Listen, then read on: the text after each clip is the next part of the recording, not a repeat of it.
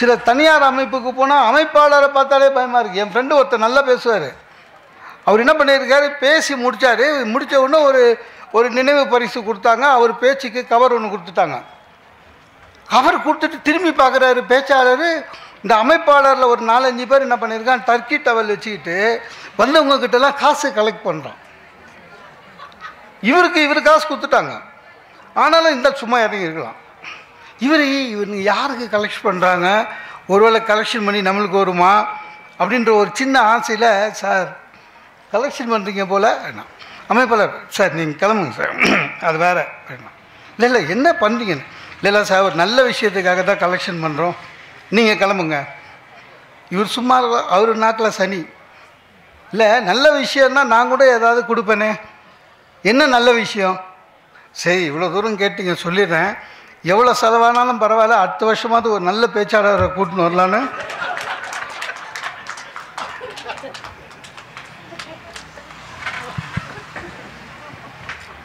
நல்ல பேச்சாளரை கூட்டின்னு வரலான்னு இப்போத்துலேருந்தே கலெக்ஷன் பண்ணுறோம். அப்படியே வச்சு இது உண்மையிலேயே கல்வித்துறை இல்லாமல் எல்லா பொதுமக்களும், எஸ்பெஷலி எந்தெந்த குடும்பங்களிலே குழந்தைகள் வளர்கின்ற குடும்பங்கள், உண்மையிலேயே நம்முடைய தமிழக அரசுக்கு நன்றி சொல்லுகிற ஒரு நாளாக இது அமையும். ஏனென்றால் சார் புத்தக திருவிழா நடக்கும், ஆனால் எல்லா மாவட்டத்திலையும் நடக்காது.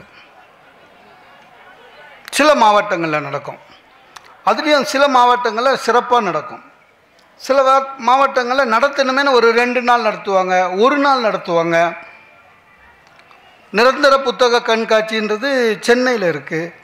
ஆனால் ஒவ்வொரு மாவட்டத்திலும் வருடந்தோறும் நடத்த வேண்டும் என்ற அன்பு கட்டளையிட்டு அதை அரசாங்க நிர்வாகமே மாவட்ட ஆட்சியாளரே நடத்துகின்ற அளவுக்கு இன்றைக்கு புத்தகங்களை குழந்தைகளுக்கு எடுத்து செல்லுகின்ற மாபெரும் பணியை தமிழக அரசு செய்து வருகிறது.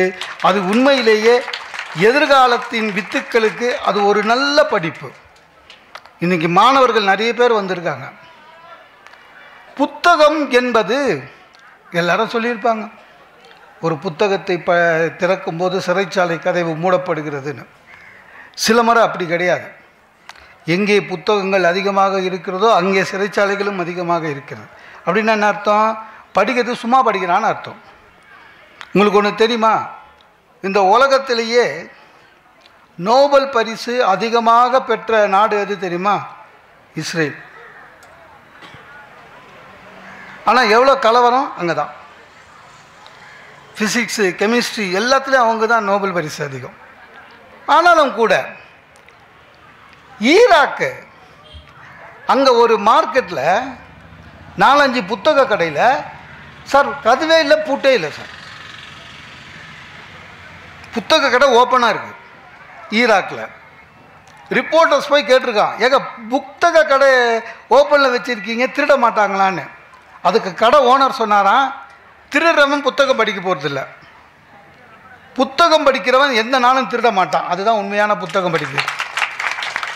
இந்த மாதிரி புத்தக திருவிழாக்கு குழந்தைகளை கூட்டிகிட்டு வரணும்னு ஏன் சொல்கிறாங்க அரசாங்கம்னா, கூட்டிகிட்டு வந்து ஒரு 100 ரூபாய்க்கு, குறைஞ்சபட்சம் 100 ரூபாய்க்காவது வருகிற ஒவ்வொருவரும் ஒரு புத்தகத்தை வாங்கினாலே அது இந்த விழா நடத்துவதற்கான மிகப்பெரிய செயலை செய்ததாக இருக்கும். நம்மளோட பிரச்சனை என்னென்னா, நம்ம எப்படின்னா எங்கேயாவது எக்ஸ்ட்ராவாக 10 டியூப்லைட் எரிஞ்சதுனால என்னமோ விசேஷம் போலதுன்னு வெறும் வேடிக்கை மட்டும்தான் பார்க்க போகும். என் ஃப்ரெண்டுங்க புக் எக்ஸிபிஷன் பண்ணிவிட்டு எனக்கு ஃபோன் பண்ணுறான், கிடைக்கவே இல்லைடா அப்படின்னா, வேஸ்ட்டு வந்ததே வேஸ்ட்டு, கிடைக்கவே இல்லைன்னா. எனக்கு ரொம்ப ஆச்சரியமாயிடுச்சு. ஏதோ இவன் புக்கு தேடி இருக்கான், அந்த புத்தகம் கிடைக்கல போல இருக்கு, நீ சொல்லுடா என்ன புக்குன்னு சொன்னால் நமக்கு பதிப்பகம் தெரியும், வாங்கி கொடுக்கலான்னு. என்னடா கிடைக்கலன்னு அவன் ஏதாவது புக்கு பேர் சொல்லுவான்னு நினச்சேன். அவன் சொன்னான், சார் எவ்வளோ சுற்றி பார்த்துட்டேன், ரங்கராட்டினம் கூட இருக்குது, ஆனால் டெல்லி அப்பில் மட்டும் இங்கே விற்கவே இல்லைன்னா. அதாவது புத்தக திருவிழாக்கு எதுக்கு வந்திருக்கான்னு அப்போ தான் தெரிஞ்சுது. அப்படி இல்லை, நம்ம வீட்டு குழந்தைங்களுக்கு சார் ஒரு படித்தவர்களுக்கு. என் ஃப்ரெண்டு ஒருத்தன் படித்தவன், அவன் என்னை ஒரு கேள்வி கேட்குறான், சார் நீ புக்கு வாங்குங்கன்னு நீங்கள் சொல்கிறீங்க, ஆனால் புக்கு பாரு ஒவ்வொன்று 400 ரூபா 500 ரூபா, விலை ரொம்ப ஜாஸ்தியாகிடுச்சு புக்கு விலைலாம். அவர் எனக்கு சொல்கிறாரு. நான் சொன்னேன், விலை ஜாஸ்தியாச்சுன்னா 10% தள்ளுபடி தருவாங்களேண்ணே. அப்படின்னா கூட ஜாஸ்தி இல்லை அண்ணா. எனக்கு ஒன்றும் புரியல. 500 ரூபா கொடுத்து சினிமா பார்க்குறோம் சார், 3 ஹவர். சினிமா டிக்கெட்டுக்கு போயிட்டு வரணும்னு மட்டும் ஒரு தனி ஆளுக்கு இப்போல்லாம் 1000 ரூபா ஆகுது. அந்த சினிமா ஒரு வாரத்தில் சீடியாக வந்துடும். 6 மாதம் தள்ளிச்சுன்னா இந்திய தொலைக்காட்சிகளிலே முதலான வந்துட போகுது இல்லை. அதுக்கு 1000 ரூபா செலவு பண்ணுறோம். நம்ம வீட்டு குழந்தைங்களுக்கு நமக்கு அறிவு பெருக்குவதற்காக ஒரு 500 ரூபா செலவு பண்ணக்கூடாதா? நான் சொன்னேன், அது இல்லைப்பா, நீ ஒன்று வாங்கு, நீ படி. இல்லை, படிச்சுட்டு வீட்டில் வைக்கிறது வேஸ்ட்டு தானே, இடம் இல்லையேன்றான். ஒரு புக்கு வாங்கி வைக்கிறதுக்கு நம்ம எவ்வளோ பேச வேண்டியதாக இருக்கு. நான் சொன்னேன், நீ படி, 6 மாதம் கழித்து அந்த புத்தகத்தையே திருப்பி படிக்க முடியுமான்னு யோசி. இல்லையா, புக்கை பத்திரமா வை, நீ ஒன்றும் கிழிக்க போகிறதில்ல. உன்னோட நண்பர்களுக்கு யாருக்காவது பிறந்த நாள் விழா, 25வது திருமண ஆண்டு விழா ஏதாவது இருக்கும், பேக் பண்ணி குத்துரு. பரிசாமல் ஆச்சு. உன் ஃப்ரெண்டு உன்ன மாதிரி தான் இருப்பான், அவனும் படிக்க போகிறதில்ல இல்லை, அவன் யாருக்காவது பரிசு கொடுத்துருவான். இந்த இது மாதிரிங்க. நீங்கள் உங்களுக்கு தெரியாதா இந்த நவராத்திரி போன ஜாக்கெட் ப்ளவுஸு நம்ம என்ன ஒவ்வொரு ஆட்டியும் புதுசாக எடுக்கிறோம். என் வீட்டில் 70 ஜாக்கெட் பீஸ் இருக்குது சார். அந்த நவராத்திரிக்கு முன்னால் 2 நாள் சீஎல் போட்டு எனக்கு ஒரே வேலை என்னென்னா, எனக்கும் என் பையனுக்கும் அந்த படியெல்லாம் எடுத்து கீழே வச்சு உள்ளே இருக்கிற ஜாக்கெட்டு, அது பழைய ஜாக்கெட்டு, போன வருஷம் அது ரவுண்ட்ஸ்லேயே இருக்கும், அந்த ஜாக்கெட்டை எடுத்து உதறி அயன் பண்ணி புது பிளாஸ்டிக் கவரில் போட்டு வரவங்களுக்கு கொடுக்கறதுக்கு. யாரும் தைக்க மாட்டாங்க, தைக்கவும் முடியாது. வெறும் 50 சென்டிமீட்டர் தான் இருக்கும். அதில் நயன்தாராவே தைக்க முடியாது. அந்த மாதிரி இந்த புத்தகத்தை ஒரு ரவுண்ட்லையாவது விடு. என்ன தெரியுமா, ஒரே இடத்துல முடங்கலை.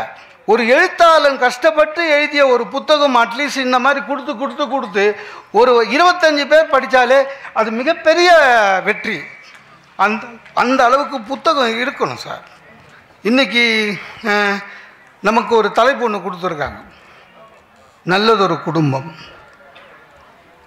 இப்போ நீங்கள் மதியம் வந்துட்டீங்க, உட்காந்துட்டீங்க தெரியாமல்.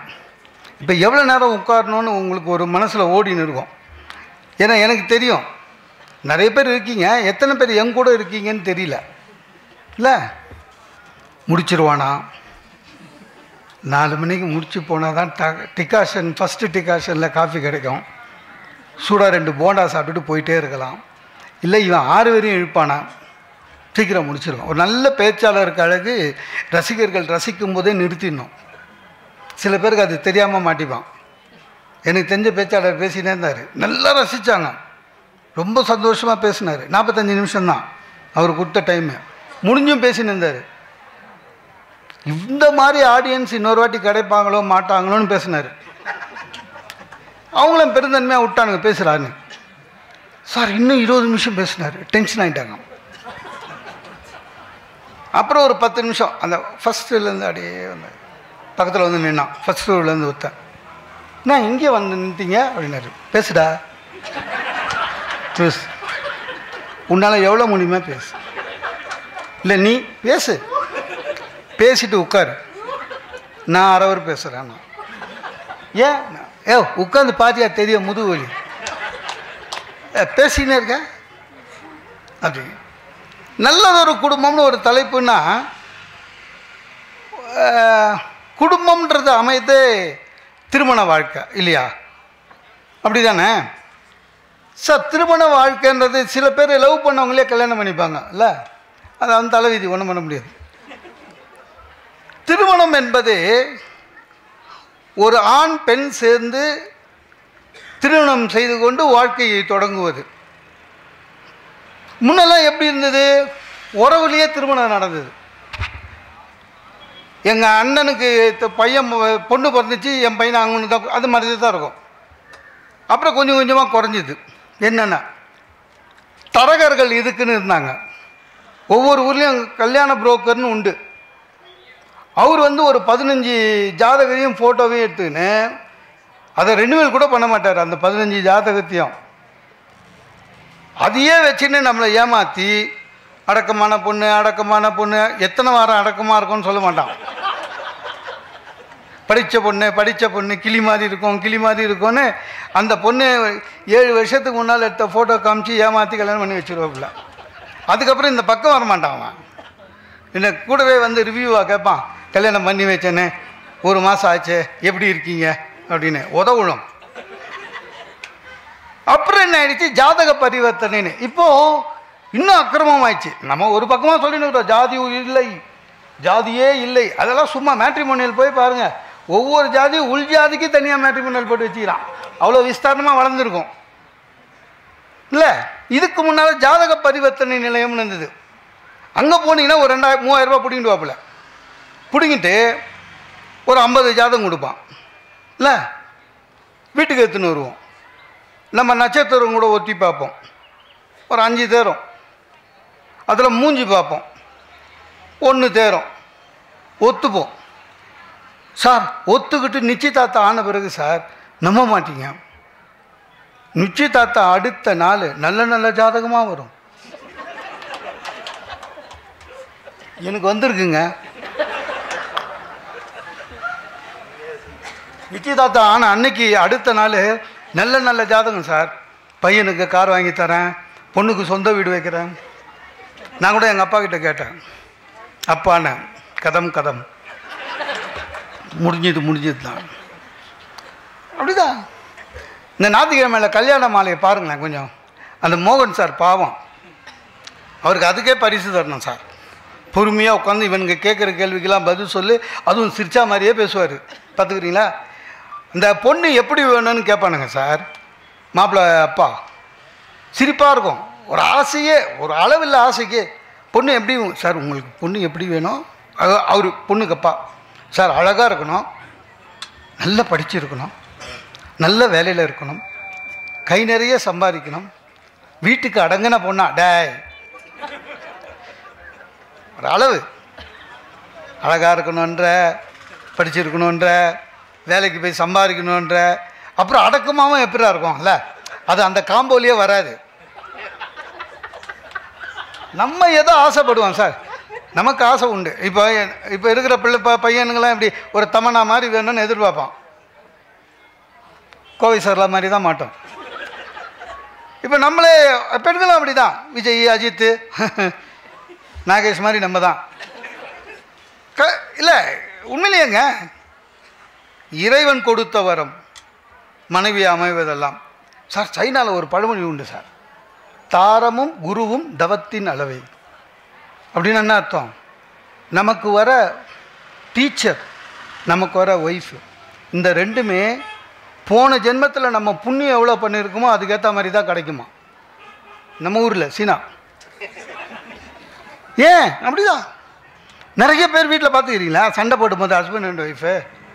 சாதாரணமாக ஹஸ்பண்ட் அண்ட் ஒய்ஃப் சண்டை போடும்போது பார்த்தீங்கன்னா, சண்டைனா சண்டை மாதிரி ஜென்ஸி யாரும் சண்டை போட்டதில்லை. அவனுக்கு சண்டை போடவே தெரியாது, சாதாரணமாகவே சண்டை போட தெரியாது.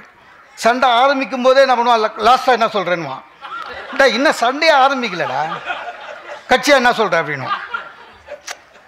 ஏன்னா அவனுக்கு முடிச்சிடணும், கட்சியாக என்ன சொல்கிற அப்படின்வான். லேடிஸ் அப்படி இல்லை, அவங்க சாதாரணமாகவே நல்லா பேசுவாங்க. சண்டைன்னு வந்தது வச்சுக்க, கிபி கிமு எல்லாம் வரும். அன்றைக்கி கூட நீங்கள் என்ன திட்டினீங்களே ஸ்கூட்டர் ஸ்டார்ட் பண்ணும்போது பக்குன்னு இருக்கும். ஏன்னா எப்படி மைண்டு வயசு டெய்லி தானே திட்டிட்டு போகிறோம்ல. ஆமாம் சார், அவங்க ரொம்ப புத்திசாலி சார், டக்குன்னு கண்டுபிடிப்பாங்க. வர உங்களுக்கு என் மேலே அன்பே இல்லைன்னு மனசு கலங்கிடும் நம்மளுக்கு. சில வாட்டி நம்ம மூஞ்சி வச்சு கண்டுபிடிச்சிடுவாங்க சார். ஏன் சொல்கிற அப்படியில் லடுக்கிறதா இருக்கும். அது மாதிரி அதாவது எதை மனைவி அமைவதெல்லாம் இறைவன் கொடுத்த வரம்னா கண்ணதாசன். ஆனால் இன்னைக்கு பார்த்தீங்கன்னா பெண்களுக்கு சுதந்திரம் எல்லாம் பேசுகிறோமே, உண்மையிலேயே பெண்களை உயர்ந்த நிலையில் வச்சுருந்தோம். நிறைய பேருக்கு புரியவே இல்லை அது. சார் கல்யாண வயசு என்ன சார் பொண்ணுக்கு? 18. இப்போ 21 மாற்றிருக்காங்க, இன்னும் நடைமுறைக்கு வரலை. இருந்தாலும் வீடுகளில் ஒத்துக்க மாட்டாங்க 21 வரையும். ஆண்களுக்கு 21. அதாவது அவங்களுக்கு 18 ஆகிடும், நமக்கு 21 இல்லை 25 ஆனாலும் பேச்சே ஆரம்பிக்க மாட்டுறாங்க. நான்லாம் ரொம்ப கஷ்டப்பட்டிருக்கேன். வேலைக்கு போய் சம்பளம்லாம் வாங்க ஆரம்பிச்சிட்டேன். 27 வயசு ஆச்சு. எப்படிங்க கேட்க முடியும் எனக்கு கல்யாணம் பண்ணுங்கன்னு? கூச்சமாக இருந்தது. வீட்லேயும் அதை பற்றி இப்படி இப்படி இப்படி பேசுவாங்க. எவனாவது இன்விடேஷன் வைக்கும்போது நம்ம மோகன் கூட கல்யாணம் பண்ணோம் ஏதோ ஒன்றும் பேசவே மாட்டாங்க. அப்புறம் நானே ஒரு நாள் கூச்சத்தை விட்டு எங்கள் அப்பா கிட்ட சொன்னேன், எங்கள் ஆஃபீஸில் எல்லா பேருக்கும் எல்லாருக்கும் கல்யாணம் ஆயிடுச்சுப்பான்னு. என்ன இப்போ அதுக்குன்னாரு கம்முனுங்குது. அப்போ எங்கள் அம்மா சொன்னாங்க, அதே பேரா உனக்கு 2 தங்கச்சி இருக்குது, அது முடிச்சுதான் பண்ணோம். 2 தங்கச்சி சார். முதல் தங்கச்சிக்கு 18 வயசு முடிஞ்ச கல்யாண மாப்பிள்ளை பார்த்து 19 வயசில் கல்யாணம் பண்ணி கொடுத்துட்டோம். கல்யாணம் பண்ணி கொடுத்தோமா, ஆடி தீபாவளி முதல் தலைப்பிரசவம் எல்லாம் முடிஞ்சு 1.5 வருஷம் ஓடிடுச்சு. 2ஆவது தங்கச்சிக்கு 18 வயசு ஆயிடுச்சு. அதுக்கு ஆடி தலைப்பிரசவம் எனக்கு 32 வயசு ஆயிடுச்சு. பொண்ணு பார்ப்பாங்கன்னு பார்க்குறேன், முதல் தங்கச்சிக்கு 2ஆவது பிரசவத்துக்கு வருது. லோனெல்லாம் இதுக்கு வாங்கி வாங்கி அழிஞ்சேன். ஏன் கல்யாணத்தை பற்றி பேசவே இல்லை. எங்கள் அப்பா கிட்ட சொல்கிறேன், என் ஆஃபீஸில்ப்பா கல்யாணம் ஆச்சுன்னு சொன்னல, அவன் குழந்தைக்கு பிறந்த நாள்ப்பா அப்படின்னா. அதாவது இப்போது புரிஞ்சுக்குப்பான்னு அர்த்தம். அதுக்கு எங்கள் அப்பா, போயிட்டு வாயேண்டா, இதெல்லாம் ஏன் என்கிட்ட பர்மிஷன் கேட்குறேன்னாரு. ஐயா போகிறதுக்காக பர்மிஷன் கேட்குறோம். அப்புறம் ஒரு வழியாக ஆய் தொலைஞ்சுது. ஆனால் பெண்களுக்கு பாருங்கள் 18 வயசில் ஷார்ப்பாக நடக்கும் சார். அந்த காலத்துலேயேங்க சுயவரம் இருந்ததுங்க. அது என்ன அநியாயம் இல்லை? எப்படி எல்லா நாட்டு இளவரசரும் நல்லா ட்ரெஸ் பண்ணிட்டு போய் பாவமாக உட்காந்துப்பான். அந்த பொண்ணு வரும், யார் இளவரசி, அது கையில் மாலை எடுத்துன்னு வந்து யாரை பிடிக்குதோ அவங்களுக்கு கல்யாணம் பண்ணி மாலை போட்டுருமா, மீதி பேர்லாம் வீட்டுக்கு போயிடணும். அப்போ பெண்களுக்கு எவ்வளோ சுதந்திரம் இருந்தது பாருங்கள். ஆண்களுக்கு அப்படி கிடையாது, பெண்களுக்கு அவ்வளோ சுதந்திரம் இருந்தது. பெண்களுக்கு எப்போவே நம்ம மரியாதை கொடுத்துருந்தோம். நிறைய பேருக்கு புரியல. ஒரு பொம்பளை பிள்ளை சார், 4 வயசு புள்ள பொம்பளை குழந்தை, துருன்னு இருந்தது வச்சுங்க, குச்சுது எழுந்தது குச்சுதுன்னா யாருமே திட்ட மாட்டாங்க சார். அந்த குழந்தைய க்யூட் பேபி அப்படின்வாங்க. பார்த்துக்கிட்டீங்களா? பொம்பளை குழந்தையா இருந்தால். இதே பையனா குழந்தையா இருந்தால் குரங்கு வால் ஒன்று தான் உனக்கு இல்லைன்னுவாங்க. அது ஆமாம், நமக்கு மட்டும்தான் அது. காலேஜில் கூடங்க படிக்கும்போது பொம்பளை பசங்க சந்தேகம் கேட்டால் வெரி குட் கொஸ்டின், யார் ப்ரொஃபஸரு அப்படின்னு நின்று நிதானமாக ஆன்சர் கொடுப்பாரு. நம்ம சாதாரணமாக சந்தேகம் கேட்க மாட்டாங்க, புரிஞ்சாதானே கேட்கறதுக்கு. என்னைக்காவது ஒரு நாள் சார் அப்படின்னா என்னடா அப்படின்னு ஒரு சந்தேகம் சொல்லிட்டா ரேங்க் வந்துருவியா? ஓகே. ஒரு மனிதனுக்கு கடந்த காலத்தை காட்டுவது, எதிர்காலத்தில் நாம் எப்படி இருக்க வேண்டும் என்பதை நாமே நிர்ணயித்து கொள்வதற்கு வழிகாட்டுவது புத்தகங்கள். புத்தகங்களை நிறைய படித்தவர்களெல்லாம் பெரிய சான்றோர்களாக வாழ்ந்திருக்கிறார்கள், பெரிய அறிஞர்கள். பண்டித ஜவஹர்லால் நேரு நம்முடைய நாடு சுதந்திரம் அடைந்த போது முதலாக பிரதம மந்திரியாக வந்த மனிதர் அவர். அவர் எங்கு போனாலும் கையிலே புத்தகங்களோடு போவார். பெரிய பெரிய புத்தகங்களை வச்சிருப்பாராம் பக்கத்திலேயே. அவருடைய மகள் இந்திரா காந்தி கேட்பாங்களாம், இவ்வளவு எடுத்துகிட்டு போறீங்களே, உங்களுக்கு ஓய்வு இருக்கா, படிக்க முடியுமா அப்படின்னு. அதுக்கு நேரு சொல்வாராம், அது இல்லைம்மா, இதெல்லாம் என் பக்கத்தில் இருந்தால் அவங்கெல்லாம் எனக்கு துணையாக இருக்கிற மாதிரி இருக்குது அப்படிம்பாரு. அவங்கெல்லாம் என் கூட இருக்கிறது மாதிரி இருக்கு.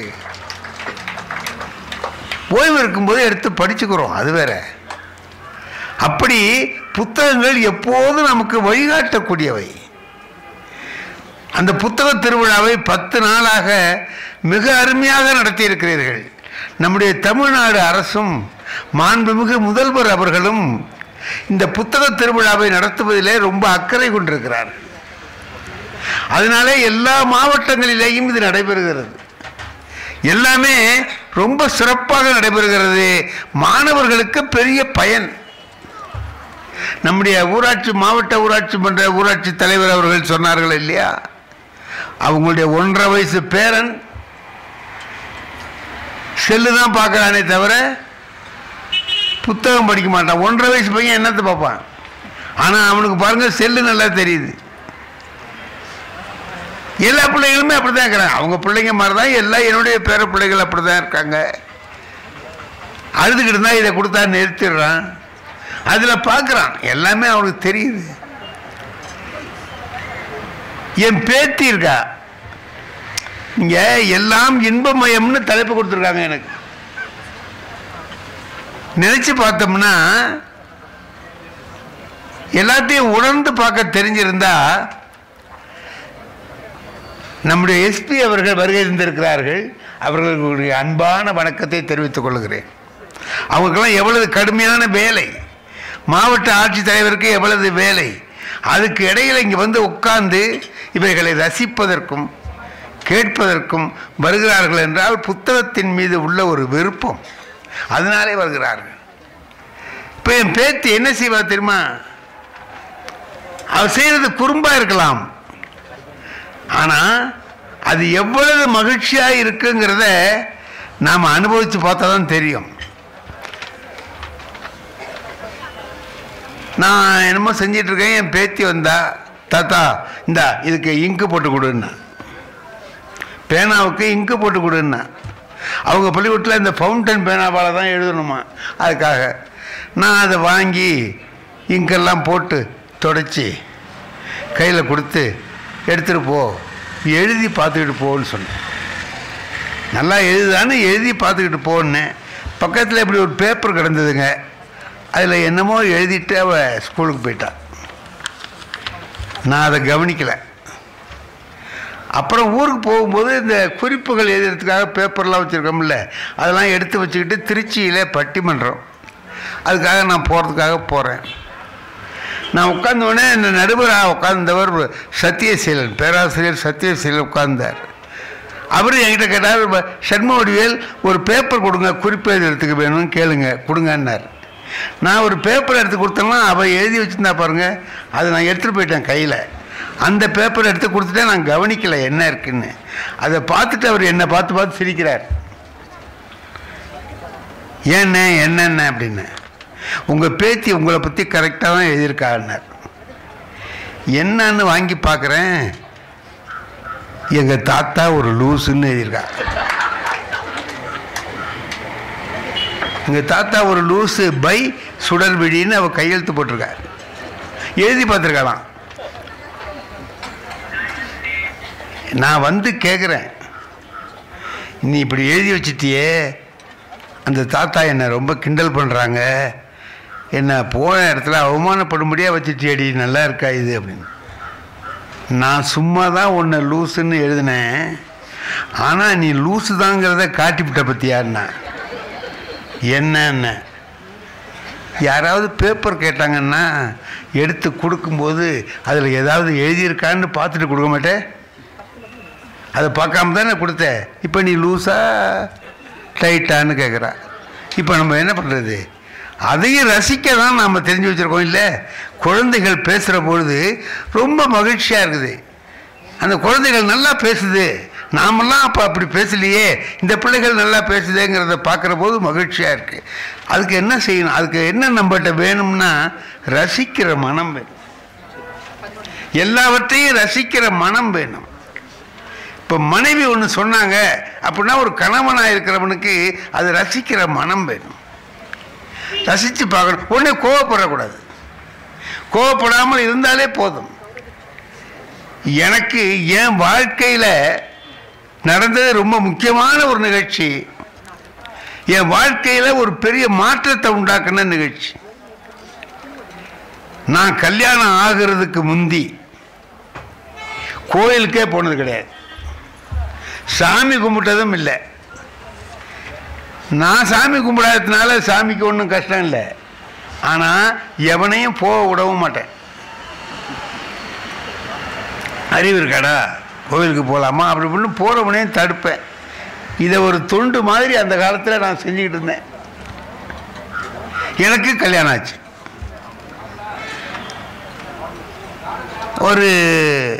ஒரு வாரம் அந்த வர்றவங்கெல்லாம் என்ன பண்ணுவாங்கன்னா, அழைச்சிட்டு போகிறவங்களாம் கோயிலுக்கு போக சொல்லுவாங்க.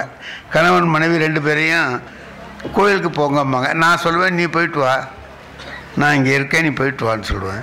ஏன் நீங்கள் வரலையா? எனக்கும் சேர்த்து நீயே கும்பிட்டுட்டு வா போ அப்படின்னு. ஒரு வாரம் ஓடிச்சு. அதுக்கப்புறம் என் மனைவி என்கிட்ட கேட்டாங்க, ஏங்க உங்களுக்கு கடவுள் பக்தி இல்லையான்னு கேட்டான். நான் இல்லவே இல்லைன்னு. எனக்கு இருக்கேன், நான் சாமி கும்பிடலாமான்னு கேட்டாங்க. நீ வேணா கும்பிடு, நான் கும்பிட மாட்டேன். நான் தினம் கோயிலுக்கு போயிட்டு இருந்தேன் எங்கள் ஊரில் இருக்கிற போது, அதுமாரி போகலாமான்னா. நீ போ, என்ன கூப்பிடக்கூடாது, நீ வேணா நீ போயிட்டு வா அப்படின்னு. ஒரு வாரம் 10 நாள் கோயிலுக்கு போயிட்டு வந்ததுக்கு பிறகு ஒரு நாள் என் மனைவி சொல்கிறாங்க, நான் தனியாக கோயிலுக்கு போகிறேன் இல்லைங்க. ஆமாம், இந்த சின்ன பையனுங்க அங்கங்கே நிற்கிறவனோ கேலி பண்ணுறானுவோ, உன்னையா கேலி பண்ணுறானுவோ. ஆமாம், அதில் ஒருத்தன் வந்து இடிச்சிட்டு போனான்.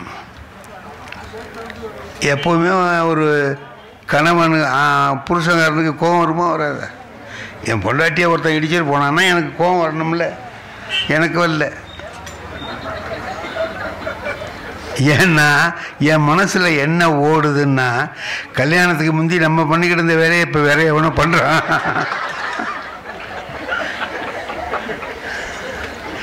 திருவள்ளுவர் கரெக்டாக சொல்லியிருக்கார், பிறருக்கு இன்னா முற்பகல் செய்யின் தமக்கு இன்னா பிற்பகல் தாமே வரும். எப்படி இன்னொருத்தர் கெடுதல் பண்ணினியோ அது உனக்கு வரும். இதை நான் தெரிஞ்சுக்கிறேனே மனசில் இருக்கே தவிர மனைவிகிட்ட சொல்ல முடியாது. பாருங்க, நான் சொன்னேன், எந்த பையன் அவன் இடிச்சவன் அவனை சொல்லு, நான் அவனையா. என் மனைவி அறிவாளி, இதுக்கு எதுக்கு சத்தம் போடுறீங்க? அப்புறம் நீங்கள் என் கூட வந்திருந்தா இதெல்லாம் நடக்குமான்னு நான் சொன்னேன். எனக்கு தான் கடவுள் பக்தி கிடையாது, சாமிக்கு கோயிலுக்கு போக மாட்டேன், என்ன ஏன் கூப்பிடுற? உங்களை கோயிலுக்கு கூப்பிடலங்க, அப்புறம் கோயில் வரைக்கும் வாங்க, நீங்கள் வெளில இருக்க, நான் போய் சாமி கும்பிட்டு வர வந்துடுவோம். எனக்கு என்னமோ அது தேவலாம் போல் இருந்துச்சு. சரின்னுட்டு 2 பேரும் சேர்ந்து போனோம். கோயில் வாசலுக்கு போனோடனே என் மனைவி, நீங்கள் இங்கேயே இருங்க, இதோட உங்கள் எல்லாம் சரியாக போச்சு, நான் உள்ளே போய் சாமி கும்பிட்டு வரேன்னு சொல்லி போகும்போது செருப்பை கட்டி என்கிட்ட போட்டுட்டு போனேன். இந்த செருப்பை இங்கே போடுற, நான் பார்த்துக்கணுமா அப்படின்னு. உங்களை பார்த்துக்க சொல்லலையே, அப்புறம் இங்கே போட்டால் என்ன அர்த்தம்? அது பாட்டுக்கு அங்கே இருக்கட்டும், நீங்கள் பாட்டுக்கு இங்கே இருங்க. இதுக்கு என்ன அர்த்தம்னு புரியுதாம்மா உங்களுக்கு?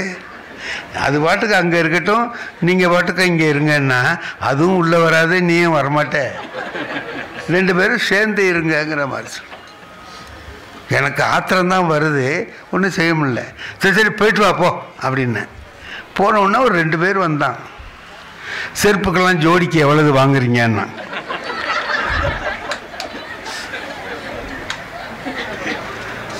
ஆஹா நம்மளை செருப்பு பார்த்துக்கிற ஆளுன்னு அவன் முடிவு பண்ணிவிட்டான் அப்படின்னுட்டு, ஏயா என்னை பார்த்தா உனக்கு செருப்பு பார்த்துக்கிறவன் மாதிரியா இருக்கு அப்படின்னு. அதான் பார்த்துக்கிட்டு இருக்கியே அப்படின்னா, போயா அப்படின்னு.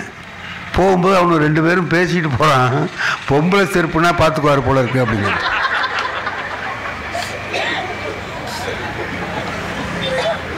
எனக்கா அவமானமாக தான் இருக்கு, ஒன்றும் செய்ய முடியல. வந்தவுடனே கேட்டேன், நீ பாட்டுக்கு போயிட்ட, வர்றவெல்லாம் ஜோடிக்கு எவ்வளவுன்னு கேட்குறான், எனக்கு இந்த அவமானம் தேவையா, இங்கே கூட நிறுத்தி இப்படி பண்ணிட்டியே அப்படின்னேன். அதுக்கு வருத்தப்படணும்லங்க, வருத்தப்படாதீங்க, நாளைக்கு நம்ம 2 பேரும் செருப்பை போட்டுட்டு உள்ளே போயிடுவோன்னு. எங்கே உள்ளேன்னா கோயிலுக்குள்ளே. நான் தான் கோயில் எங்க கல்யாண மண்டபத்துக்கு போகல, அதுமாரி நினச்சிக்கிட்டு சும்மா வாங்கலாம், உங்களை சாமியாக கும்பிட சொன்னேன், சும்மா வாங்க. சரின்னு மறுநாள் செருப்பை கொண்டு பாத்திரத்தை போட்டுட்டு கோயிலுக்குள்ளே போயிட்டோம். எனக்கு நான் அன்னைக்கு தான் பூஜை என்னன்னு பார்க்குறேன். கடைசியில் கற்பூரம் காட்டுறாங்க. என் மனைவி என்னை ஒரு இடி இடித்து எல்லோரும் என்ன பண்ணுறாங்கன்னு பாருங்கள் அப்படின்னா, எல்லாரையும் பார்த்தா கும்பிட்டுக்கிட்டு இருக்காங்க, நான் சும்மா இருக்கேன். நீங்கள் சும்மா இருக்கீங்க, அவங்களுக்கு பக்தி இருக்கு, கும்பிட்றாங்க, எனக்கு தான் அது இல்லையே, என்ன ஏன் கும்பிட சொல்கிறேன்? என்ன அட இருந்தால் என்ன, இல்லைன்னா என்ன, சும்மா கும்பிடுங்க. சும்மா எப்படி கும்பிட்றது என்ன? அதுக்கு அவ சொன்ன செய்தி, என் மனைவி சொன்ன செய்தி, ஜனகணமன பாடுறாங்கல்ல, யார் பாடணும்? தேசபக்தி உள்ளவங்க தானே பாடணும். தேச விரோதியும் சேர்ந்துக்கிட்டு பாடுறானா இல்லையா? ஆமாம். அது மாதிரி நீங்கள் கும்பிடுங்களேன். என்ன தேச விரோதி வந்து ஜனகணமன பாடுற மாதிரி என்ன கும்பிட சொல். அது எங்கள் பள்ளிக்கூடத்தில் நடக்கும். நாங்கள் எல்லாம் காலையில் ப்ரேயர் வைப்போம். பிள்ளைகள்லாம் வரிசையாக நிற்கும். 12ஆம் வகுப்பு படிக்கிறவன்லாம் நாங்களாம் நின்றுக்கிட்டு சத்தம் போடாமல் பார்த்துக்குவோம். கடைசியில் ஜனகணமன பாடிட்டு தான் கிளாஸுக்கு பிள்ளைங்க போகும். அவன் பாடும்போது பார்க்குறேன், என் பக்கத்தில் இந்த நான் பார்த்துட்டு இருக்கிற இடத்துல பக்கத்தில் நிற்கிறவனுக்கு ஜனகணமன 12ஆவது படிக்கிறான், ஒரு வரி கூட தெரியல. ஜனகணமன தெரியல, தேச நாட்டுப்பண் பாடுறதுக்கு தெரியல. ஆனால் பாடுறான். என்னடா பாடுறான்னு காது கொடுத்தா கன கன கன கனன்னு கேட்குறான். கன கனவுலேயே தேசிய கீதத்தை முடிச்சுடுறான். கடைசியில் ஜெயகே ஜெயகேன்னு வர்ற போது நான் பிடிச்சவனை இங்கோட ஒரு இந்தியாவில் இருக்கிறவன் ஒருத்தன் தேசிய கீதம் தெரியாமல் இருக்கலாமாடா? தெரியலையே சார், என்ன பண்ணுறதுன்னா 12 வருஷமாக காதில் வாங்குறியே, இந்நேரம் மனப்பாடம் ஆகிருக்கு மேடா, இது கூட ஆவலியா உனக்கு? நாளைக்குள்ளே நீ மனப்பாடம் பண்ணுறதுன்னு சொல்லலை, பிச்சை எடுத்துருவேன் அப்படின்னு. நீங்கள் ஒரு செய்யுள் மனப்பாடம் பண்ண சொன்னீங்களே, அதை செய்யவா இல்லை இதை செய்யவா அப்படின்னா?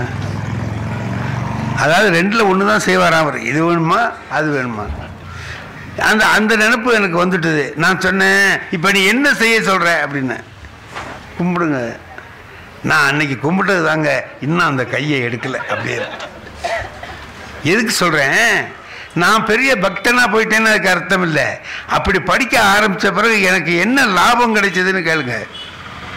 அதுக்கு பிறகு தான் நான் பக்தி இலக்கியத்தையே படிக்கிறேன். தேவாரம் திருவாசகமே அதுக்கு பிறகு தான் நான் படிக்கிறேன். அப்போ தான் எனக்கு தெரிஞ்சது, அதுலேயே முக்காவாசி பக்தி இலக்கியங்கள் தமிழை அப்படியே நம்மகிட்ட கொண்டு வந்து கொட்டுது. தமிழில் பாதி அங்கே தானே இருக்கு. இதை நாம் இவ்வளவு நாள் இழந்துட்டு இருந்தோமே அப்படின்னு சொல்லி என்னை நினைக்க வச்சது. இப்போது இதை நான் எதுக்கு சொல்கிறேன்னு தெரியுமா? இப்போ ஒரு குடும்பத்துக்குள்ளே கணவன் மனைவி 2 பேர் இருக்கிறோம். ஒருத்தர் மாற்றுறது திருத்துறது நான் எப்படி அப்படின்னா, என்னுடைய மனைவி செஞ்ச மாதிரி செஞ்சா திருந்துறவனுக்கு வருத்தம் இல்லாமல் திருந்துருவான். கஷ்டப்படுத்தி என்னை நீ மரியாதையா சாமி கும்பிடுறியா இல்லையா அப்படின்னு என்னை கேட்டிருந்தா நான் கும்பிட்டுருப்பேனா? என்னமோ அழைச்சிக்கிட்டு போய் கோயில் வாசலில் நிறுத்தி மறுபடியும் உள்ளே அழைச்சிக்கிட்டு போய் பக்குவமாக கொண்டு போய் திருத்தின முறை இருக்கு பாருங்க. அது கணவன் மனைவி கையாள வேண்டிய சிறந்த முறை. கடுமையாக திருத்தினா முடியுங்களா? இந்த பாருங்க, எங்கள் ஊரில் ஒரு பொண்ணு கல்யாணம் ஆகி எங்கள் ஊருக்கு வந்துச்சு. சாயந்தரம் வரவேற்பு எல்லாம் முடிஞ்சதுக்கு பிறகு ஒரே விறுவிறுத்து ஒரு ரூமில் போய் உட்காந்து ஃபேன்லாம் போட்டுக்கிட்டு ஆசுவாசப்படுத்திக்கிட்டு உட்காந்துருக்கு. 8th வீட்டில் ஒரு 15 வருஷத்துக்கு முந்தி கல்யாணம் ஆன பொண்ணு ஒருத்தி வந்தா. இங்கே இவகிட்ட தங்கச்சி, நீ இன்றைக்கி தான் எங்கள் ஊருக்கு வந்திருக்க. ஆமாக்கா அன்னைக்கு தான் வந்திருக்கேன். உனக்கு நான் சில செய்தியெல்லாம் சொல்கிறேன், கேட்டுக்கோ. சொல்லுங்கக்கா. புருஷனை எப்பவும் கையிலேயே வச்சுக்கணும்னு. அது எப்படியாக்கா கையிலேயே வச்சுக்க முடியும்? அவர் கடத்தருக்கு போக மாட்டாரா அப்படின்னு. போடி பைத்தியம் குடி. கையிலேயே வச்சுக்கணும்னா கையிலேயே வச்சுக்கணும்னு இல்லை, நம்ம சொல்கிறது அவர் கேட்குற மாதிரி வச்சுக்கணும். அது எப்படி சொல்லுங்க அப்படின்னா, நான் செஞ்ச மாதிரி செய். என்னக்கா செஞ்சீங்க நீங்கள்? என்ன கல்யாணம் ஆன அன்னைக்கு அந்த ஆள்கிட்ட சொல்லிட்டேனே, யோ இந்த தண்ணி அடிக்கிறது, சீட்டாடுறது, அது பண்ணுறது இது பண்ணுறது, பீடி குடிக்கிறது, சிகரெட் குடிக்கிறது, இந்த வேலையெல்லாம் வச்சுக்கிட்ட நாக்கு அறுத்துருவேன். அவன்கிட்ட பேசினா இவன் பேசினா வீட்டுக்கு நேரம் கழிச்சு வந்த காலை வெட்டிடுவேன். சீட்டு விளையாடுறதுன்னு தெரிஞ்ச கையை வெட்டிடுவேன். இந்த மாதிரிலாம் நான் சொன்னேன். அதே மாதிரி நீயும் கடுமையாக சொல்லு அப்படி. அதுக்கு இன்றைக்கி வந்தவ கேட்டா, நீங்கள் சொன்னதெல்லாம் சரியக்கா, அவங்க அதை கேட்டு திருந்திட்டாங்களான்னு கேட்டேன். அதுக்கு 15 வருஷம் சொல்கிறா. என்னமோ ஆயா, யாருக்கு தெரியும், அன்னைக்கு போனவர் தான் இன்னும் வீட்டுக்கு வரல.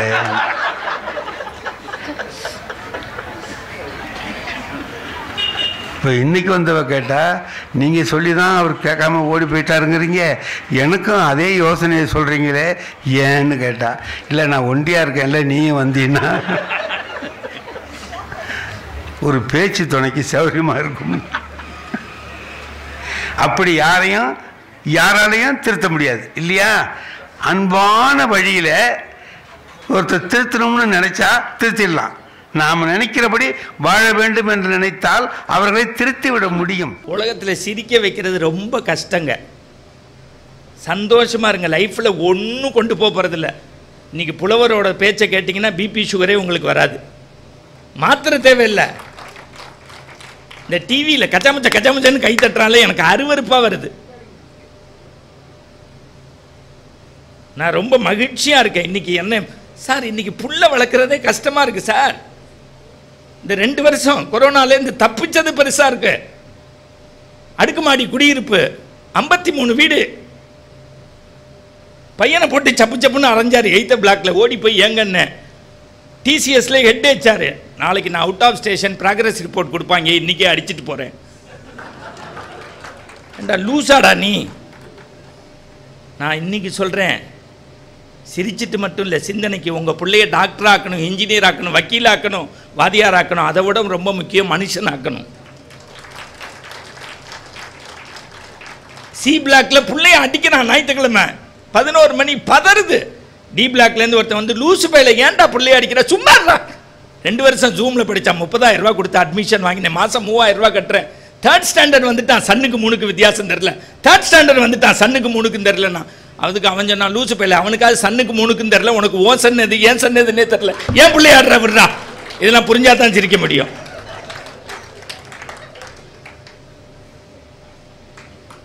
சார், வாழ்க்கையை ரசிக்க கற்றுக்கங்க. நான்லாம் சின்ன வயசில் பையவே பீஸா போன பல்பு, தாரு உருண்டை, அந்துருண்டை, புஸ்தகத்துக்கு நடுவில் மயில் வச்சு அரிசி போடுவேன், குட்டி போடும்பாங்க.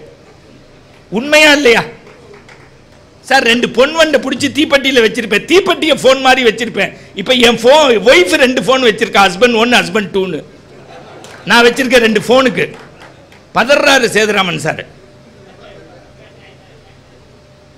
வாழ்க்கையே மாறி போச்சு. நான் ஒன்று சொல்கிறேன் சார். அதுவும் இந்த திருநெல்வேலி, நாகர்கோவில், கன்னியாகுமரி, கோவில்பட்டிலாம் வந்தால் அந்த கல்ல உருண்டை அமெரிக்காவில் அடிச்சுக்கிறாங்க. நம்ம லூசு பய மாதிரி 560 ரூபாய்க்கு பீஸான்னு ஒன்று சாப்பிட்றோம். அது 35 பேர் மூக்குச்சலி சிந்தின மாதிரி இருக்குது. குடும்பமே பிக்கிறாங்க. இன்னமே நாகர்கோவிலில் ஒரு பய பீஸா சாப்பிடக்கூடாது, சாவு. அப்படியே பீஸாக்காரன் கேஸ் போட்டாலும் என்னை பெயில் எடுக்கிற மொத்த செலவும் வருவாயோடது. இந்த பர்கர்னு கொடுக்குறாங்க பாருங்க, எப்படி சிரிக்கிறாரு பாருங்க. அவரெல்லாம் சிரித்து பல நாள் வீட்டில் குத்து வாங்கியிருக்காப்புல. அங்கே பின்னாடி ஒரு அம்மா நயன்தாராவை பார்க்குற மாதிரி என்னை பார்க்குறாங்க. இப்படி ரசித்த ஒரே ஊர் இங்கே தான்மா. அடடா, இதை விட சக்ஸஸ் வேறு என்ன சார் இருக்கும் சார்? இந்த பர்கர் திங்கிறாங்க. அது நாய்க்கு போடுற பொறா ரொட்டி. அதை ஓவனுக்குள்ளே வச்சு ஆட்டுக்கு கொடுக்குற இலத்தில் இடையில வச்சு, இன்னும் கேவலமாக சொல்கிறேன், சின்ன குழந்தைங்க கக்கா போன மாதிரி மேலே சார் 600 ரூபாங்கிறான் சார் டிஷ்யூவை கொடுத்து. எங்கள் கிளவி பாட்டி 84 வயசு வீட்டில் இருந்தால் எங்கள் அப்பாவுடைய அம்மா 600 ரூபா இருந்தால் ஒரு மாதமே குடும்பத்தை நடத்திடுவா. நமக்கு பணம் வரும்போது வேல்யூ தெரியல. ரைட். இப்போ புத்தக கண்காட்சிக்கு வந்து சும்மா உங்களை சிரிக்க வச்சுட்டு போகிறதுக்கு வரலண்ணா. புத்தக கண்காட்சியில் நான் வேணால் பந்தயம் கட்டுறேன், யூடியூப்பில் போடுங்க. இந்த பப்பாசிக்கு ஒரு கைத்தட்டு கொடுங்க. நம்ம நண்பர் முருகன் நல்லா எல்லா ஊர்லேயும் அவர் தான் நல்லா ஆர்கனைஸ் பண்ணுவார். ரொம்ப மகிழ்ச்சி. முதல்ல என்ன தெரிஞ்சுக்கணும், தமிழ்நாட்டில் இந்த 2 எழுத்தாளர்கள் இந்த லாஸ்ட்லேயும் இந்த பக்கமும் உட்காந்துருக்காங்கல்ல, அவங்களுக்கு முதல்ல கைத்தட்டி பாராட்டு கொடுங்க. படைப்பாளிகளை பாராட்டணும். வாடுங்காலத்தில் பாரதியார் செத்ததுக்கப்புறம் செலவச்சு என்ன பிரயோஜனம்? இறுதி ஊர்வலத்தில் எழுதுகிறான், உன் ஈயின் மொய்த்த அளவு கூட இறுதி கூட்டத்தில் கலந்து கொள்ளவில்லையே. வாழும்போது கொண்டாடுங்க. நீங்கள் கொண்டாட வேண்டிய ஒரு எழுத்தாளரை சொல்கிறேன். அவர் பேர் எஸ் ராமகிருஷ்ணன். கைத்தட்டு பத்தாது, அவர் இருக்காருன்னா பாராட்டுறேன். அவர் மெட்ராஸில் எங்கேயோ புறப்படுத்திருக்காரு. அவருடைய கதாவிலாசம் படிங்க, உபபாண்டவம் படிங்க, தேசாந்திரி படிங்க, யாமம் படிங்க, துணை எழுத்து படிங்க, எனது இந்தியா படிங்க, உணவு யுத்தம் படிங்க. அப்படி எந்திரிச்சு நிற்கலாம் தமிழன். ஜெயமோகனுடைய அறம் படிங்க. இறையன்புடைய மூளைக்குள் சுற்றுலா படிங்க. தமிழறிவு மணியனுடைய ஊருக்கு நல்லது சொல்வேன் படிங்க. படிக்கணும். ஜென் கதைகள் படிங்க. நல்ல புது கவிதைகள் வாங்கி படிங்க. அட பாரதியார் புஸ்தகத்தை வாங்கி திருப்பி படிங்க.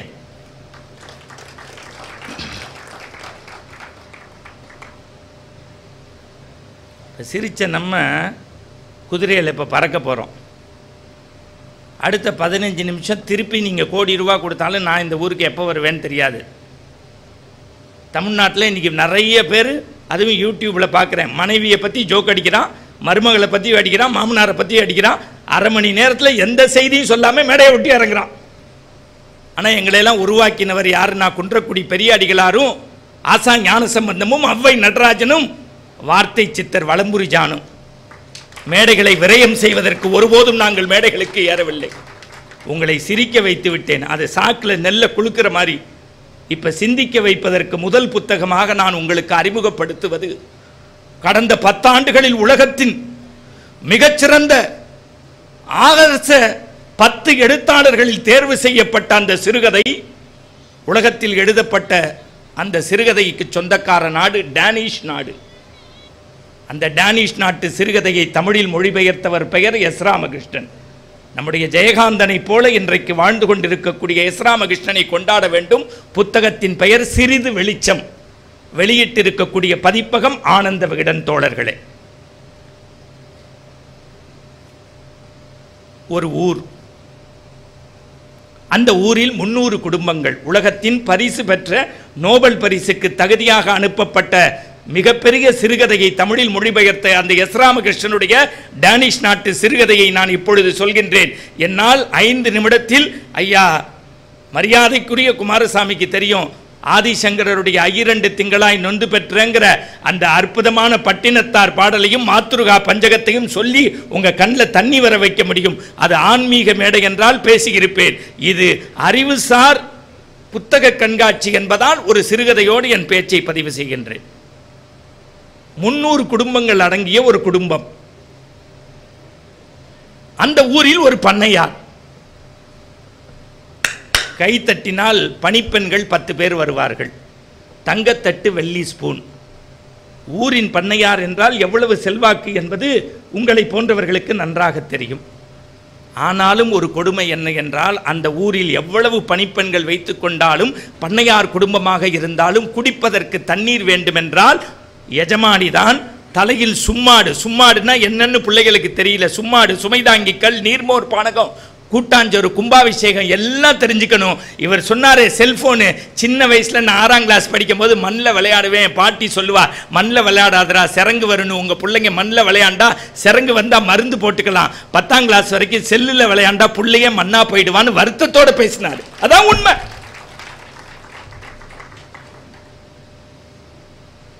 சும்மாடுங்கிறது இப்படி துணி வச்சு அந்த எஜமானி தண்ணீர் குடத்துக்காக போகின்றார். 3 கிலோமீட்டர் சென்று, இப்போ மணிரத்னத்துடைய பொன்னியின் செல்வன் மாதிரி நீங்கள் பார்க்கணும். அதிகாலை 6:30 மணி பலபல பலபல பலபலன்னு தண்ணி எடுக்கிறாங்க. நீங்கள் இளையராஜா மியூசிக் மாதிரி அப்படியே கேட்கணும். ஆனால் அந்த பண்ணையாருக்கு எல்லா செல்வமும் இருந்து 10 வருஷமாக பிள்ளை பேர் இல்லை. பராக்கடன் செய்து முருகனை வழிபட்டு பிள்ளை பேர் உண்டாகி 2 வயது குழந்தை தாயினுடைய தொட்டிலில் கட்டிலில் அப்படியே படுத்திருக்கு. இந்த அம்மா அவளை விட்டுட்டு வீட்டுக்கு குடிக்கிறதுக்கு தண்ணி எஜமானி தான் எடுக்க போகணும். எத்தனை வருஷம் கழிச்சு பிறந்திருக்கு? 10 வருஷம். இவ போய் தண்ணி எடுக்கிறா. வீட்டுக்குள்ள எந்த பணிப்பெண்ணுக்கும் தெரியாமல் ஒரு நல்ல பாம்பு வந்து குழந்தையை கொத்திவிட்டது. 10 வருஷம் கழித்து கோடீஸ்வரருக்கு பிறந்த பிள்ளை நுரை ததும்புகின்றது. யமதர்மன் வந்து உயிரை எடுத்து கொண்டு போகின்றான். கடந்த 10 ஆண்டுகளில் எழுதப்பட்ட மிகப்பெரிய சிறுகதை. எழுதிய நாடு டேனிஷ் நாடு. தமிழில் மொழிபெயர்த்தவர் எஸ் ராமகிருஷ்ணன். உலகத்தின் மிகச்சிறந்த ஆகச்சிறந்த 10 சிறுகதைகளில் முதலிடம் பெற்ற இந்த கதையை பதிவு செய்கின்றேன் தோழர்களே. இது இங்கிலீஷ் டிரான்ஸ்லேஷனுடைய தமிழ். அந்த பெண்ணு வீட்டுக்குள்ளே வரா. அதுக்குள்ளே யமதர்மன் உயிரை எடுத்துக்கிட்டு போகிறான். இப்போ கதை தொடங்குகிறது. நான் சரவண மீனாட்சி மாதிரி, வாணி ராணி மாதிரி, பாரதி கண்ணம்மா மாதிரி, இல்லை ராஜா ராணி மாதிரி இழுக்க மாட்டேன். 2 நிமிஷத்தில் முடிச்சிருவேன். அப்படி குடத்தை போடுறா. வாயில் குழந்தை நுர ததும்பி இருக்கு. அந்த பிள்ளையை எடுத்து கட்டி அழுகிறா. எய்த்த விட்டு பெண்மணி ஓடி வந்து சொல்றா, ஏன் அழுகிற? இப்பதான் உன்னுடைய பிள்ளையினுடைய உயிரை யமதர்மை எடுத்துட்டு போறான், சீக்கிரம் போய் கேளு. அவள் ஓடத் தொடங்குகிறாள். கதையினுடைய 2வது அத்தியாயம் தொடங்குகிறது. முதல்ல ஒரு கற்றாழை செடி கூப்பிடுது. இந்த குளச்சல் பக்கம்லாம் தெரியும் உங்களுக்கு. இந்த பக்கம்லாம் நீங்கள் போனீங்கன்னா, இங்கேருந்து திருநெல்வேலி வரைக்கும் அந்த பக்கத்து ஓரமாக போனீங்கன்னா பெரிய காத்தாடிக்கு கீழே கற்றாழை செடி இருக்கும், உடம்பெல்லாம் முள்ளு முள்ளாக இருக்கும். அது கைத்தட்டி கூப்பிடுது, இந்த அம்மா என்ன வேணும்? பிள்ளையினுடைய உயிர். மனுஷன் என்னை மருந்துக்கு பயன்படுத்தினா, இப்போ நான் வெயிலில் வாடின போது மருந்தும் பயன்படுத்துறதில்ல. என்னைய உன் பிள்ளையா நினச்சி 5 நிமிஷம் கட்டி அழு, உன் பிள்ளையினுடைய உயிரை நான் திருப்பி தரேன்னுச்சு. கொஞ்சம் கூட அந்த தாய் சலனப்படாமல் அந்த குழந்தையை கட்டி அடத் தொடங்கினால் உடம்பெல்லாம் இரத்த குவியல். இங்கேருந்து 3வது கிலோமீட்டரில் உன் பிள்ளையினுடைய உயிர் இருக்கு போன்னுச்சு. இந்த கிடைச்ச செய்தியில் ஓடத் தொடங்கினால் 3வது அத்தியாயம் தொடங்கியது. ஒரு கிணறு கூப்பிடுது அவளை கைத்தட்டி, எங்கே போகிற? புள்ள வேணும். மனுஷன் நான் நிறையா இருந்த வரைக்கும் பயன்படுத்தினான், இப்போ கோடையில் வற்றிய பிறகு பயன்படுத்த மறந்துட்டான். உன் கண்ணீரால் நிரப்புன்னு அழத் தொடங்கினான். ஊத்துப்பட்டு கிணறு நிரம்பிச்சு. இங்கேருந்து 1.5 கிலோமீட்டரில் போனால் மலர் தோட்டத்தில் உன் குழந்தையுடைய உயிர் இருக்குன்னா. அடுத்து போகிறான். 4வது அத்தியாயம் முடிஞ்சிருச்சு. நான் வேக வேகமாக சொல்கிறேன், ஏன்னா அடுத்து நிறைய பேர் பேசணும். இன்னும் ஒரு 12லேருந்து 13லேருந்து 14 15 மணித்துளிகளுக்குள் என் பேச்சை முடிச்சிருவேன். உண்மையிலுமே அடுத்து வானத்தில் வட்டமிட்ட கழுகு வந்து அந்த தாயை பார்த்தது. என்ன வேணும்? என் பிள்ளையினுடைய உயிர் மலர் தோட்டத்தில் இருக்குன்னா எந்த பக்கம் திரும்பி போகிறதுன்னு தெரியல. ஒரு 2 விழிகளையும் எனக்கு கொடுக்குறியா? நான் சொல்கிறேன்னுச்சு. கொஞ்சம் கூட அந்த தாய் தலனப்படாமல் விழியை கொடுத்துட்டா. இங்கேருந்து 10வது அடிக்கு போனால் ஒரு மலர் தோட்டம் இருக்கும். வாசலில் யமதர்மன் இருப்பான். வலது பக்கம் போய் இடது பக்கம் திரும்பு. கதையினுடைய 6வது அத்தியாயம் நான் விரைந்து சொல்கின்றேன். நேராக தோட்டத்துக்குள்ளே போனால் யமதர்மன் அப்படி கையை நிறுத்தி நோ என்ட்ரின்னு போர்டு போட்டான். எங்கே போகிற? என் பிள்ளையினுடைய உயிர் எடுத்துக்கோ. இப்போது அந்த பெண் உணர்ச்சி நிலையில் இருக்க, அறிவு நிலையில். உடம்பு முழுக்க இரத்த குவியல். விழிகளை கொடுத்து விட்டால் பார்வையற்ற அந்த சகோதரி உடலில் இரத்த குவிகளோடு யமதர்மனோடு பேசுகின்றார், என் பிள்ளையின் உயிர் வேண்டும். இந்த வார்த்தை தான் இப்போ கதையில் தூக்கி போய் நிறுத்துது. யமதர்மன் சொல்கிறான், 1000 மலர் இருக்குது, ஒவ்வொரு மலருக்குள்ளேயும் ஒரு உயிர் இருக்குது. ஏதாவது ஒரு மலரை பறிக்கணும். அப்படி பறிக்கிறது உன் பிள்ளையாக இருந்தால் நீ எடுத்துகிட்டு போகலாம். அந்த தாய் சலனப்படவில்லை. தோட்டத்திற்குள் போனால் 7வது வரிசையில் இருக்கக்கூடிய 6வது மலரை பறித்தால் 2 வயது குழந்தை அம்மா என்று கழுத்தை கட்டியது. இப்பொழுது இன்னும் கதை முடியலை. யமதர்மன் கேட்டான், நான் எவன்ட்டையும் பாரபட்சம் காட்ட மாட்டேன்.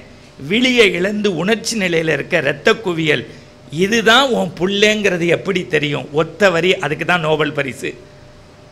ஒரு பிள்ளையினுடைய வாச பரிசம் ஒரு தாய்க்கு தெரியவில்லை என்றால் இந்த மண்ணில் யாருக்கு தெரிய போகிறதுன்னு முடிச்சுட்டான்.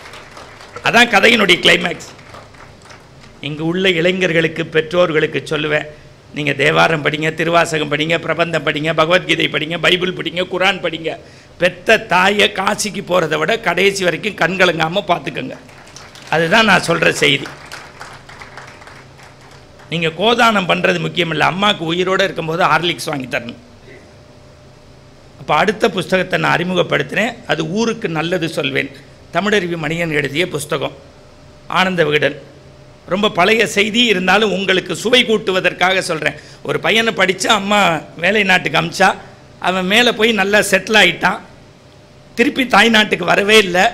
அந்த அம்மாவுக்கு கையை தூக்கி பார்த்தாங்க, இன்னும் 2 நாளில் இறந்துருவேன்னாங்க. அந்த அம்மா எழுதின அப்படியே வரிகளை சொல்கிறேன். மகனே, நீ பிறந்த அன்று வீட்டின் கொல்லைப்புறத்தில் ஒரு தென்னையை நட்டு வைத்தேன். நாங்கள் ஊற்றிய தண்ணீரில் தென்னை வளர்ந்தது. நாங்கள் சிந்திய கண்ணீரில் நீ வளர்ந்தாய். எங்கோ இருந்து ஈட்டக்கூடிய பொருள் உனக்கு சுகத்தை தருகிறது. எங்கள் அருகிலேயே இருக்கும் தென்னை எங்களுக்கு சுவை நீரும் சுகநிழலும் தருகிறது. பரவாயில்லை மகனே, என்றாவது ஒரு நாள் நீ வருவாய் வருவாய் என்றே எதிர்பார்த்து எதிர்பார்த்து ஏங்கி போனேன். இன்று எங்கள் உடல் முழுக்க ஈமைத்த செய்தி உன்னை வந்து சேர்ந்தது. அப்போது கூட நீ ஈமையில் தான் மூழ்கி கொண்டிருந்தாய். எங்களுடைய இறுதி கூட்டத்தில் நீ கலந்து கொள்ளாமல் போனாலும் நீ என்று நினைத்து நாங்கள் வளர்த்த தென்னை எங்களை ஓலையாக மாறி பத்திரமாக ஊர் எல்லை வரை சேர்க்கும். அழாதே இப்படிக்கு அம்மா. இந்த தகவல் உங்களுக்கு பிடிச்சிருந்தா லைக் பண்ணுங்க, உங்க ஃப்ரெண்ட்ஸுக்கு ஷேர் பண்ணுங்க, மறக்காம எங்க சேனலுக்கு சப்ஸ்கிரைப் பண்ணுங்க.